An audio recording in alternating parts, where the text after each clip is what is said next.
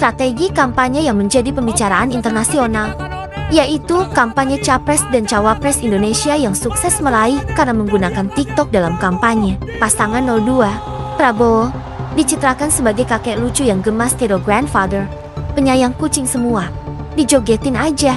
Dan hal ini ternyata berhasil menarik simpati Gen Z yang semua kampanyenya main soft menggunakan platform TikTok. Efeknya, pasangan 02 dalam perhitungan KPU sejauh ini nilainya tertinggi. Kok bisa? Banyak analis yang tidak terima analisa ini bahwa kemenangan pasangan 02 adalah menggarap komunitas Gen Z dengan benar. Gen Z adalah generasi asik, generasi seru, simple, sangat melek gadget terutama TikTok. Gak masuk di Nurul dan di luar Fikri. Kok bisa? Kakek-kakek gemoy gemas menang election. Keberhasilan membangun pencitraan Pak Prabowo melalui TikTok menarget Gen Z itu strategi luar biasa yang tidak terjangkau oleh lawan politiknya, yang 01 yang memilih pencitraannya pintar dan 03 yang pencitraannya diarahkan merakyat namun tidak menggarap generasi TikTok dengan baik.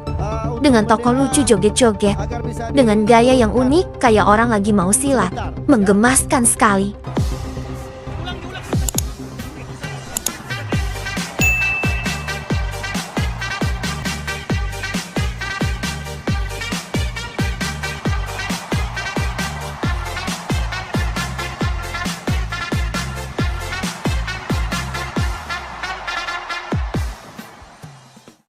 Pertanyaan berikutnya, apakah strategi Prabowo akan digunakan oleh pemimpin negara lain menggunakan TikTok menarget generasi muda dunia saat ini? Memang lagi ada mega election di seluruh dunia. Ada 63 negara yang menjalankan pemilu di dunia di tahun 2024 ini. Ada 3 miliar manusia akan menentukan siapa pemimpinnya. Dan tidak ada senjata yang paling powerful saat ini untuk menarget generasi muda selain TikTok. Suka atau tidak suka, para pemimpin politik dunia saat ini akhirnya menggunakan TikTok juga sebagai sarana menyapa generasi muda Gen Z. Jadi, ada beberapa pertanyaan yang harus kita bahas sekarang.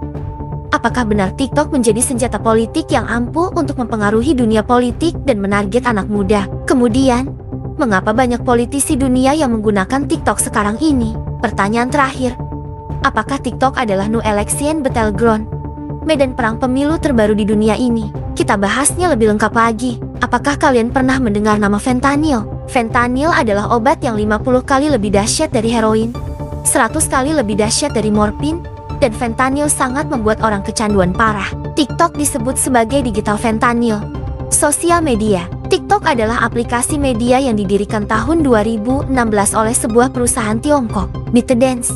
Dan di tahun 2021, pengguna TikTok lebih dari 1 miliar manusia per bulannya, 1 billion monthly user. Sebuah pencapaian hanya dalam 5 tahun di mana Facebook memerlukan waktu 1 dekade, 10 tahun, untuk mencapainya. Apa yang membuat TikTok cepat tumbuh? Karena algoritmanya TikTok membuat orang kecanduan. Apa buktinya? TikTok membuat orang kecanduan, terutama anak muda. Kita bandingkan Facebook, dipakai screen time-nya 49 menit dalam sehari rata-rata di seluruh dunia.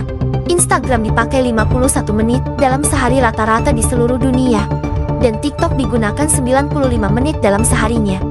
Hampir 2 kali lipat dari aplikasi terbanyak, yaitu Instagram dan Facebook. Di Amerika, pengguna TikTok 170 juta orang, di mana 70%-nya adalah milenial dan Gen Z.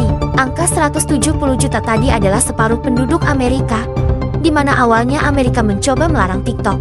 Namun sekarang Biden, Presiden Amerika, coba bersaing dalam election di November 2024, malah menggunakan TikTok dan membuka akun TikTok dan mulai berjoget demi mendapatkan suara anak muda. Padahal, TikTok sejak tahun 2022 dilarang di Amerika. Di tahun 2023, CIO TikTok di roasting di Kongres.